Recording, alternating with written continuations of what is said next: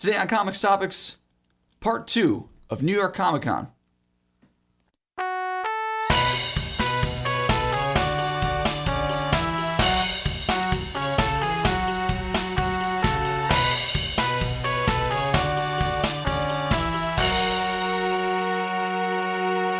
Thanks for joining us at Comics Topics. I'm your host, Mike, and joining me today, Tim, Ed, Danny. Today's part 2 of Comic-Con New York, and we're going to get right into it with this book. A really interesting person that I ran into, and I didn't even notice. I didn't really know because I bought this book so long ago. Back when Forever Evil was going on. Yeah. They took over each book from DC, and they did it like a villains book. So that was like right in my wheelhouse. So I bought almost all of them. And Action Comics, Alex Cooter was doing, and he was responsible for this awesome redesign of Parasite. And I didn't even notice that it was him because I bought so many books. Someone actually brought this up to him and had him sign it. Oh, nice. So I said, well, wow, you did Parasite. He said, yeah, I did. I was, that was all me. And I had just got done talking to Ray Fawkes, who did Constantine. And I was really curious with the character designs. And I found out that actually Jim Lee did the character designs for everyone in New 52. Really? Yeah. The Superman one I can see. And so I said, well, did Jim Lee do the character design for Parasite? He said, no, that was me. Because this one came out so long ago, it wasn't in the kind of the plan book for how to do things for New 52.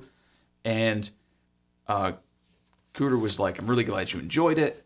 He said, I really wanted to revamp Parasite into something like an addiction. He's like a junkie. He's kind of tweaking out, and he's really thin in some of it, and then he's really big. Kind of all-star Superman Parasite big. Oh, okay. And it's a really fun book, and it was so cool to see him really enjoy it. He was like, Parasite was a labor of love. I had such a good time writing it. It's only one issue, but he's really interesting in it. He's terrifying in it. He's really scary. He's scary. He eats a kid in it or something. So it's it's a Parasite origin. It's Superman 23.4. And I don't even think that Parasite was even in Forever Evil. I don't. You may have seen him. Maybe like a side panel or something. He was like a background villain. But whatever excuse they needed to do this one was really like a good idea. So he was really cool, and I enjoyed talking to him about it. He enjoyed doing it, and that was the best part. But back to Ray Fawkes. I ran into Ray Fawkes, who did Constantine for a long time. Longer than I think any artist was doing any other book. He did Constantine for, I think, 4 trade paperbacks, which is, Paquette did 3 on Swamp Thing. And so Constantine was one of those. It didn't start right when New 52 started. It started the year after. So it was one of the late kind of fill-in ones. And it's really good. And I loved it. And I said, well, I love the character designs. Where did you get these character designs? He said, actually, Jim Lee did all the character designs. And that's where I learned that. So I didn't even know that. Because I don't really attribute all of them, So, well, what did you have control over? He said, actually, kind of a lot. Right down to the fact that Mr. E's suit being white, that was Fox's idea, which was like a cool idea. Yeah. Because he's stunning in the book, and he's also really scary. Yeah. And having Sargon's daughter actually be Sargon's daughter. Oh. Yeah, so those were his decisions. Yeah. Okay. So I thought that was really cool. And as far as the cast goes, he was like, yeah, it's pretty much Book of Magic. I said, I love Book of Magic. He said, I just finished reading it before you went. Exactly. I said, I love Book of Magic too. So that's basically where all the characters came from. That's the cast. It's a great book. It really is. And both of these are great books. I thought Constantine was just built. It built on top of Book of Magic. I enjoyed it. Mr. E was such a good villain, non-villain in all of them. I don't even like anti-heroes, but he was great in all of it. And then we talked about the Constantine show. Oh, did he like it? I said, did you like the Constantine show? Did you watch it? He said, oh, yeah, I watched it. He said, I don't think he watched all of it. But he was upset with how tame it was. Oh, well, yeah. He was like... Network. He doesn't smoke. Show, yeah. He doesn't drink. He doesn't have sex. He woke up and like one day he was in someone else's bed. I think that was just the pilot. Yeah. And he smokes just in the pilot. They show a lot of alcohol around, but he doesn't. He's not. It's all implied. He's not John Constantine. He was probably drunk on every case he solves. He's really drunk in Book of Magic. Yeah. He's really drunk in his own book. Yeah, he does get sloshed. But it was cool to see that Fox was like a fan of the character too. Yeah. And he didn't just jump in and like he knew what Book of Magic was. He knows Neil Gaiman, that kind of stuff. And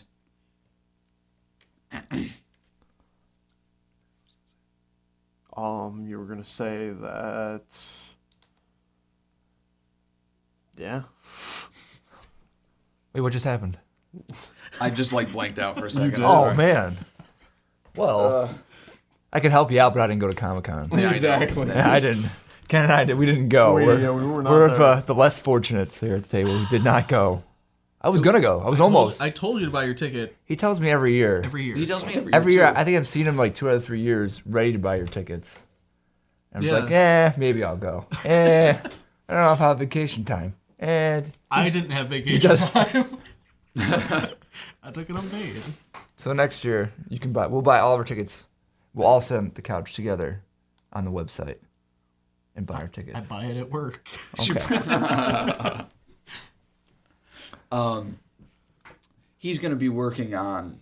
He also likes because I like the supernatural kind of stuff, and he also did Gotham by Midnight.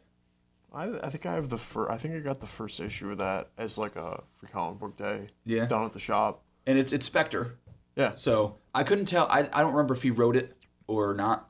But I did pick up. I bought one of his book called Intersect, and it's one of the. He did it independently. Cool. And he painted it watercolors. Oh. So it's really good looking.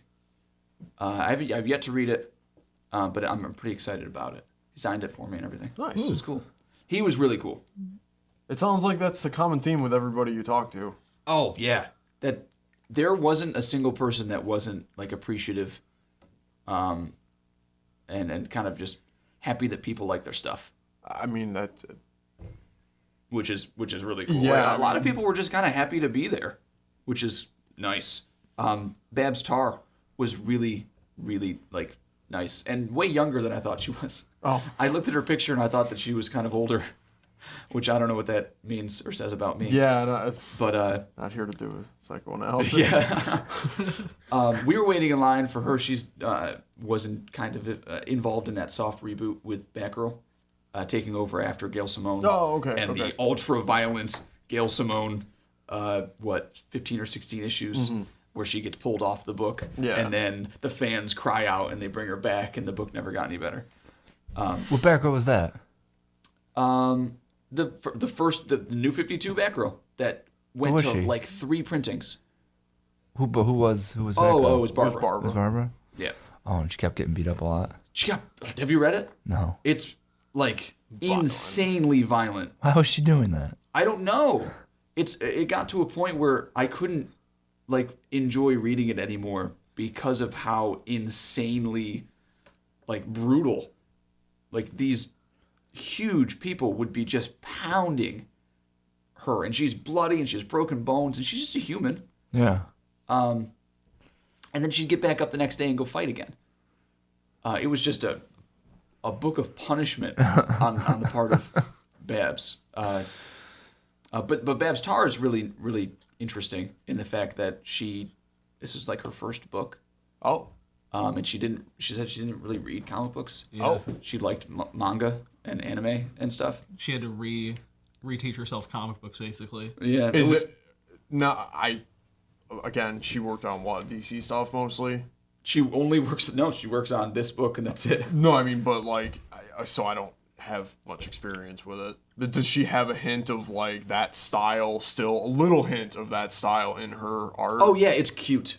Okay. It's so like it's kind of adorable, which is the absolute opposite direction that Gail Simone was going in, which is it very sounds like gritty realism for a Batgirl book. But this new one is really cute and fun. I really enjoyed her take on the Batgirl cycle, which I don't think it actually made it into the book, but it's kind of like frilly and cute and fun. Oh, They just wanted to tell like a fun Batgirl story. that's okay. And I've read the first issue of the reboot. Of this one. Of this one. I forget, it takes over like issue 35 or so, where Barbara moves across town and she basically, like that's the reboot. She moves across town. She has to get a new costume because Black Canary's dojo burns down where she was keeping all of her stuff. Oh, So she makes a new costume, and the cool thing about the storytelling in the book is, like, social media is involved. okay. So there would be, like, not Twitter, but IM and Yeah. tweets, things that would pop up. Yep. And that No, I've was seen really, some books that use that. it was really cool and kind of innovative in that way. Nice. And one of the cool things about waiting in line, because we didn't wait that long, but she had a pretty sizable line. She was pretty popular. The fan art. Fan art. Well, first, before the fan art, she stopped. This one guy came back and was like, I found it. He had one of those white books, Oh, a Batgirl #1. Nice. And she just grabbed a pen. She did a black and white Batgirl on the Nice. front of it and signed Nice. it and gave it away. And then this other guy had this awesome print that he traded her for. He had a, just like she would draw, and a penguin. The little there was just a little penguin in it, yeah. And it was a penguin, and he was selling ice cream, right? He was in an ice cream truck. Something like He was that. like a creeper in an ice cream truck. And she was grabbing her purse, going out to him in Batgirl no costume. way. And it was really, like, the dimensions of it were really odd. It was but it was a print. a print, and it was longer than probably 2 pieces of paper. Oh wow. Okay. No. Okay. What was okay, he so- doing with it? He just wanted to give it to her. his. It was Oh, his. He made it. He made it. That's really cool. And I think he signed the back of it, and he was like, "This is for you. I really love the work that you do." And she traded him a bunch of stuff for That's it. awesome. I don't remember what she ended up trading him. I don't remember. I didn't look. But some of her art That's for his awesome. art, and it was really nice. And she was so nice. That's awesome. About like, this is her first book, and she was brought onto it. That was my main question to her: was, were you brought onto this book because you already had the idea, or they just liked the way you drew? And it was kind of a combination of both. Oh, okay. DC wanted to reboot it, and they wanted someone that could both plot and write and draw. What was she because- doing before? I actually don't know. She was brought in for both her writing ability and her drawing because the other person on the book also had another book. Oh. So they it was like a big collaboration in that regard. So yeah. It was like there was a lot happening in just a couple of minutes because we didn't talk to her for all that long. No. But there were so many nice interactions that she had with everyone. That's And awesome. she was really, really nice. Sometime before that, we spoke to Amy Reeder, who was on what I considered top 1 or 2. I like Swamp Thing a lot, but Batwoman was wonderful. The first 17 issues of Batwoman, the best full-on book New 52 had. Even better than Aquaman, which outsold everything. Oh wow. But Batwoman by J.H. Williams, Amy Reeder was on it for a little bit. She did some pencils. They would alternate. And I don't want to talk to her about Batwoman, but again, everybody was promoting their new stuff. And she actually has a creator-owned, she had a Kickstarter Oh. for Rocket Girl, which I have yet to read. I think it's about 7 or 8 issues in I don't know or how to so. read it. And it looks interesting. It's like a sci-fi Okay. kind of book. So she was out there promoting that. But but she's also on the new Devil Dino and Moon Girl For All New, All Different. for All New, All Different. Gotcha. And it's kind of a weird thing to reboot. You never really would consider Devil Dino a legacy character, and he hasn't really been in print for a long time. And I said, well, how is that? How is that? Like, were you familiar with the Devil Dino? And what about the other fans? And she said, well, the fans seem to be coming out of the woodwork for this. People are now Devil Dino fans that I had no idea were Devil Dino fans. And I said, well, what would you attribute that to? And she said, I think it's Squirrel Girl. The popularity of the new Squirrel Girl book and the cuteness of it kind of brought out this, because I think Moon Girl is supposed to be this, I think she's an African-American genius who's like 14 or so. When did Squirrel Girl have her own? It's part of the new reboot. She has her own. It hasn't come out yet. Hasn't come out yet. It's not. Are you sure? There's already been a few issues. But my like response it's to that was, I think it's Kamala Khan. Hell yeah. Miss Marvel. As someone that like religiously reads that book, hell yeah. That's what I attributed it to. Like, Moon Girl is going to work because they're going to get the same fans that Miss Marvel has made. Yeah, I'll check it out. Exactly. And it, like, she did, mostly she's going to be writing it, Amy Reeder, and she did some covers. Oh, okay. So she's doing a lot with Rocket Girl, but she's going to be writing Devil Dino, which sounds really awesome. Is Rocket Girl, do you have to buy it through like a No, or can you find it in shops? Because I am interested in the sci-fi indie books. I just started Faster Than Light. Just got like its #1. It's like a sci-fi book. Oh, who does that? Was that an Image book? Oh, I can't remember. I don't want to say for sure if it was Image or not, but it was just like a non-cape book, and it was pretty interesting. Okay. Like space exploration, and aliens and stuff. Yeah, Pretty Rocket cool. Girl is Image. Okay. So you should be able to find it wherever. Because that sounds really interesting. I want to check it out. So she was really nice and really candid. Nice. More than I Alright. think, like... More so than being told I'm evil. Yeah, I didn't think that these were going to be like interviews, so I didn't tell anybody. I mean, I just had a really good time and wanted to bring it to people. Yeah. So I hope I didn't do that wrong. Just sit and talk to them. Tell them you enjoy their work. I mean, Yeah. you're not sitting there like, okay, in issue 7 of this thing, Right. what was your thought process behind this piece of dialogue or this scene? No, you're just talking to them.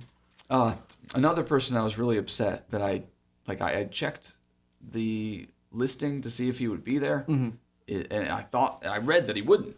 It was Eric Larson, who made Savage Dragon, and I'm not a huge Savage Dragon fan, but I know of the character. I love Larson on Spider-Man because that's AV Spider-Man. He did some awesome work. The way he draws Venom is my favorite. Well, I'm just picturing the way he does Savage Dragon. And I'm like that Venom works. is muscular and he's works. awesome and he's kind of gross. And sitting, like, I was packing my stuff and I said, I gotta, do I need to bring my favorite Venom cover with? Oh no! So you were gonna bring it? I was gonna bring it, but I didn't. And I got to talk to him anyway. And I didn't really have a good question for him because I just wanted him. That was one of the ones I just wished he would have signed my book. And You I kind of just wanted to say like, "Hey, Yeah. this is awesome." But we walked over, and this is the part that I think is fun, that I didn't even have to ask a question because other people were around. So you were like, it wasn't a line; it was more you were all just. We were hanging just out. gathered around his table, and he was giving this this drawing clinic to to these other amateur artists that were sitting there, and he was telling them about negative space and that sounds align, really cool. How to storytell, and like you have to not forget that the pictures matter and where the word balloons show up matter. Oh, okay. And the fact that you have to take into account the page break, and you can't, especially on like full page. Yeah, and leading the eye the correct way, and it was just really interesting, in a kind of technical thing that he's been doing for years and can talk about very naturally. Behind the scenes way. Yeah. And so Savage Dragon was an interesting thing is that he appeared in Marvel first. He appeared in a Marvel book first, and about 6 or 7 years later, he went to Image. Yep. And he never lost like creative control over him, which I thought was interesting because I thought that when you make stuff for Marvel gets to keep it. Goes into the sandbox. But no, he always had Savage Dragon, and apparently he had dozens of Savage Dragon stories already. Oh. And so one of the interesting things was he made some like independent books back before with his friends, and he said that he lost them all in a fire. Oh. So they're not there. But all the stories that he made their way into canon because he eventually put them into the Image book as well.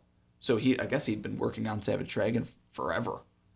So he was really, really nice, and just taking the time to tell other artists about the craft and making sure things were done properly and they knew about it, and it was really cool.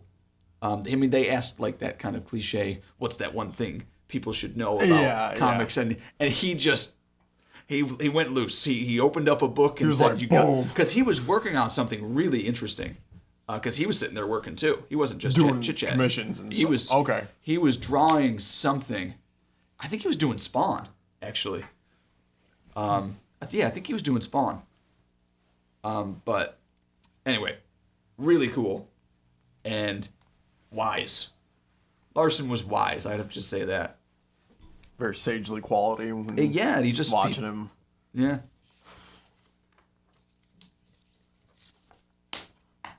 I see a lot of writing for that one. Yeah, the last one that I've got here is the one we waited the longest for. We waited forever, it seemed, to talk to Jason Latour of SpiderGwen, and Great book.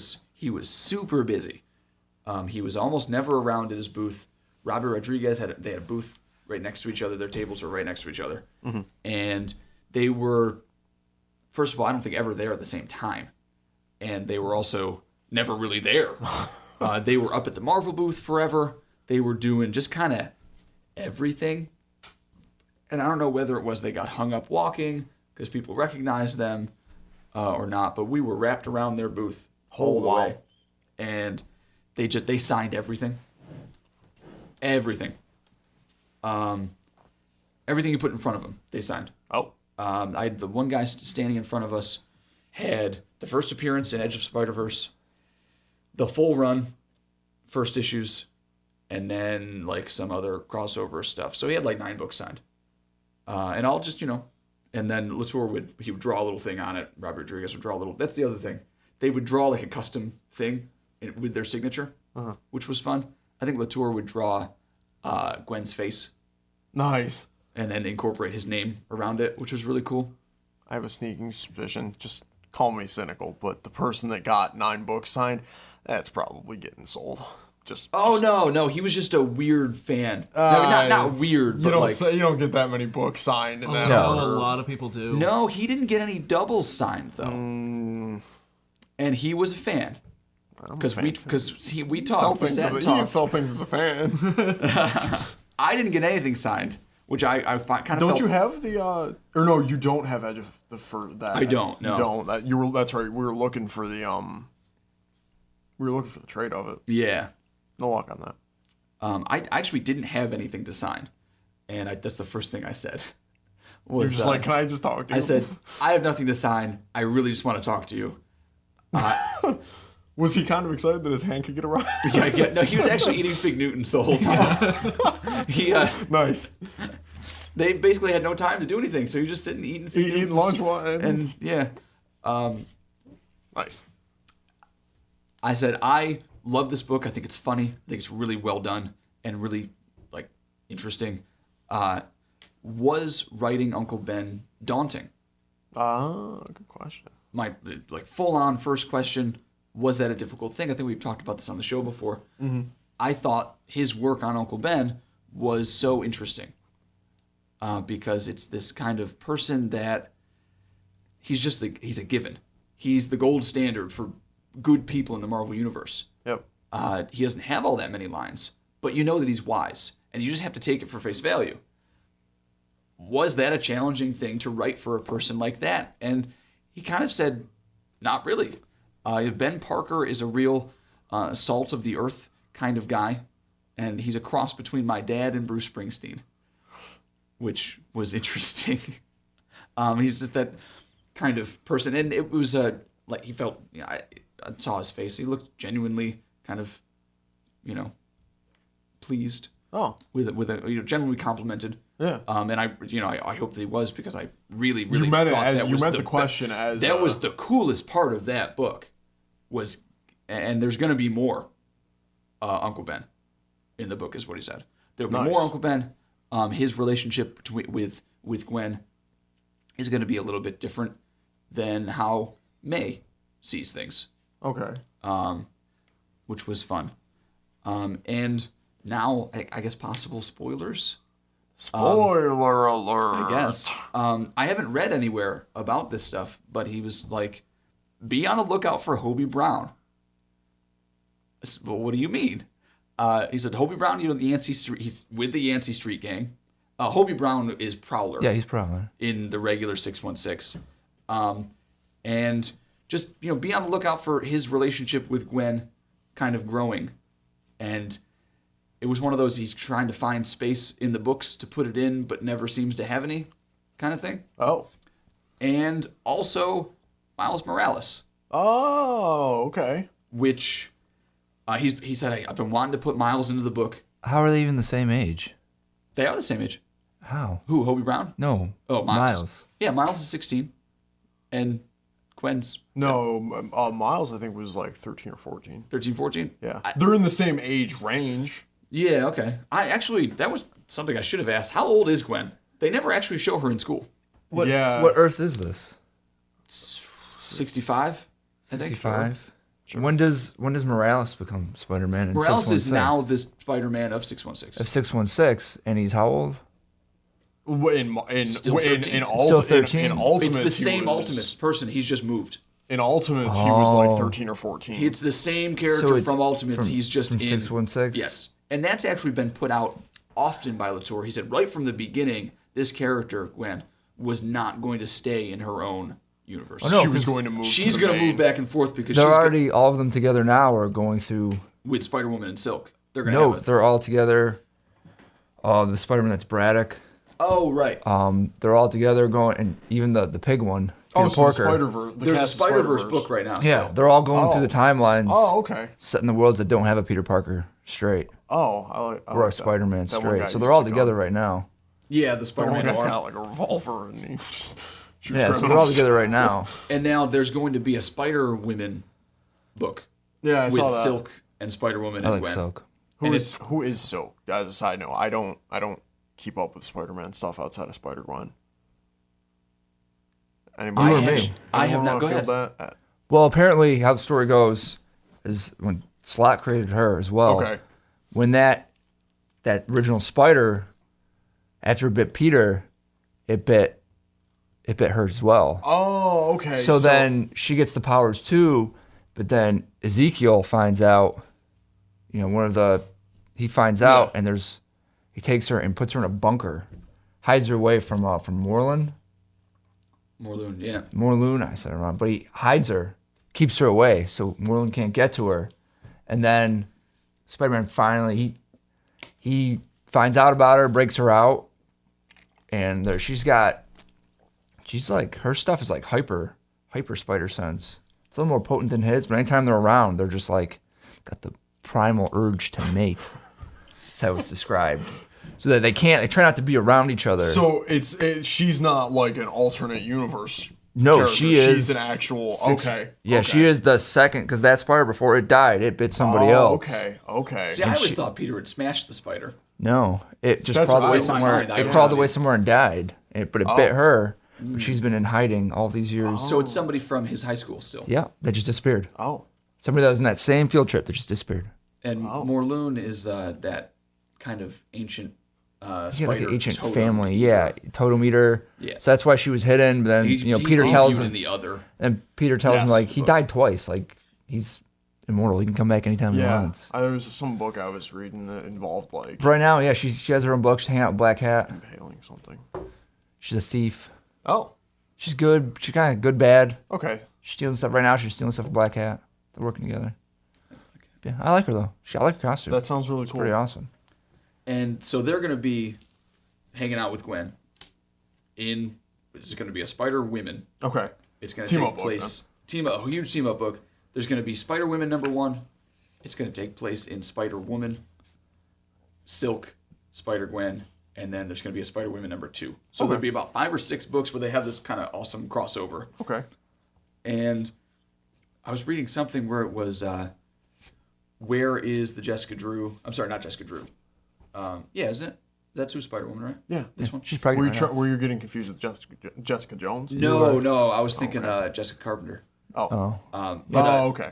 One of the questions was, where is the Silk and the Jessica Drew of Gwen's universe? Where are they? And I don't know where that's going. I read that in an interview lately. Yeah. Or recently. So yeah, Miles Morales. He's been wanting to put him into the book, and he will be into the book. Cool. And my question, not to him, but like to us now, is it going to be in the 616 universe, or is Miles going to come to Gwen's universe? Because Gwen's universe is kind of fun to hang out in. Yeah. It's this. There aren't that many superheroes. She has the same kind of level of famousness that Parker did in the 60s, kind of thing. Yeah. Where some people think he's a menace and some people think that he's good. Pictures of Spider-Man. And Triple J with the pictures of Spider-Man, yeah. So that should be a really fun book. It's going to continue to be a really fun, well-written book. Well, if he came from Ultimates, would he be one of those people like her that can kind of jump between things? Right. He is going to be. You're because she can jump. Yeah, through. that's what I'm saying. Like, That's what they're all doing right now. Will he be able Yeah, to? well, is he going to be able to? Because maybe we'd see him in both. I don't know. It was like a full-on thing. Gwen's going to be able to travel back and forth, Right. but I don't know if Miles will. I don't know how they explained why Miles is in the regular one. I'm sure there was some Battle World Ultimates thing that yeah. Was there? Because Okay. they're all together. There's even a Spider-Man that's a Braddock. Yeah. William Braddock. Right. He's the. But he's leading them all. They're going they're going all through the universe, the different universes, and taking care of all the villains. He's like Spider Britain or something. Yeah, something. But they're taking care of all the timelines that don't have a Spider-Man. Like Somebody- they were fighting a Carnage from a year 16 something. 1602. Yeah, Oh, that- 1602 is a good book. because they don't have a Spider-Man. Oh, did he die? He was like a crazy, like not. He's like I thought he like got mutated. So to, like, they're something all or something together like right that. now. I don't It's in remember. the new Amazing Spider-Man #1. They're all together right Oh, now. okay. Like all 6 of them, even Peter Porker. They just Peter go through the Porker is timelines, fighting like the 1602's Mysterio, and they're just going through all the timelines, cleaning it all up, and the That sounds kinda Electro, cool. and so they're all together. Spider-Gwen and all them, even the one other one. The one with the gun who wears all. Spider Noir. He looks weird. He's got like goggles and a handgun. Yeah, there's Spider-Man. the one, the Aladdin looking one. Oh yeah, it's a Spider-Man India. Yeah, He's pretty cool in the books I've seen him in. he's got really Yeah. cool shoes. Honestly, I like that. I like that I like whole your team. shoes. He does have. Cool I like shoes. Captain Britain Spider-Man. Yeah. There was a great cosplay when we were there. Of at Captain the con. Britain Spider-Man. Captain Britain Spider-Man. That's really awesome. Yeah. I'm also not done because I had one more question for Latour. Oh. Eddie Brock. Oh man. I couldn't talk to Slot. So did you get So the next this best was. thing? He's doing the next best thing, right? I couldn't talk to him. Oh, okay. I said, "How about Eddie Brock? Can we get Eddie Brock into this book?" He said, "Not as Venom." I said, "Well, of course, like not as Venom. That's fine." Yours didn't really. He said, "How about like a good Eddie Brock? Maybe you could make Eddie Brock like a Phil Urich kind of guy, like a good reporter." And he said, "Well, no one is off limits. Anybody is available for this book." And I don't know what that means.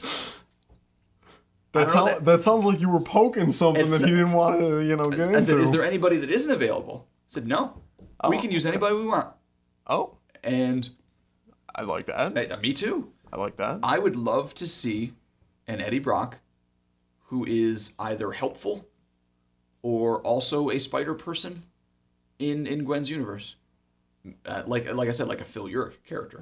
A person that's kind of on her side with print journalism. That'd be nice. And I hope that Eddie Brock is in Did it. you get a little like when you mentioned him? Did you start giving him the slot?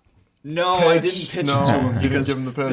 this is the person that I talked to by far the longest. Well, no, that's what I'm wondering. Like, And his line was huge. I was just wondering, like, damn, slot's not here, so can I just, Hey, No, can you give no, this to Dan for me? Yeah, I know. I just got this thing. Inter-office email, please. Then you can email Slot and be like, did you get that thing? Did you get that thing? I sent you. Did I don't know. I don't know if I'm gonna read Spider-Gwen. You should. Maybe if I get a guarantee that someone gets thrown off a bridge. I can't give you that yet. Yeah, there wasn't. Yeah, I'm really curious how they're going to deal with everyone. I'd love to see a heroic Dr. Octopus. You're just messing with things that shouldn't be messed with. didn't they already try that? But yeah, it's called No, Superior no, Spider-Man. No, but he's in his own body and he doesn't have tentacles. Oh, okay. Well, that was the point. Yeah, right. Guys are killing me. Well, just saying. Gotta have tentacles. All right. Do you guys have any more questions about what we were going on with? No. No, you basically covered. I mean, Moral of the story is everybody there was super cool. yeah, I was gonna And say. really I was gonna helpful. say as a highlight, it sounds like every single person you talked to was really nice. They were really nice and just I was happy to be there, and I think they were happy to be around people who just loved their stuff. Well, that And even if they hated me, well, that I didn't know, so that's fine. That is going to wrap it up for this special edition. Join us next time for one more special as we get into some of the indie stuff and a Lumberjanes panel. Conversation on a Lumberjanes panel. We're not having a Lumberjanes panel. I don't even know what that is. Yeah, I'm not qualified for Thanks. anything.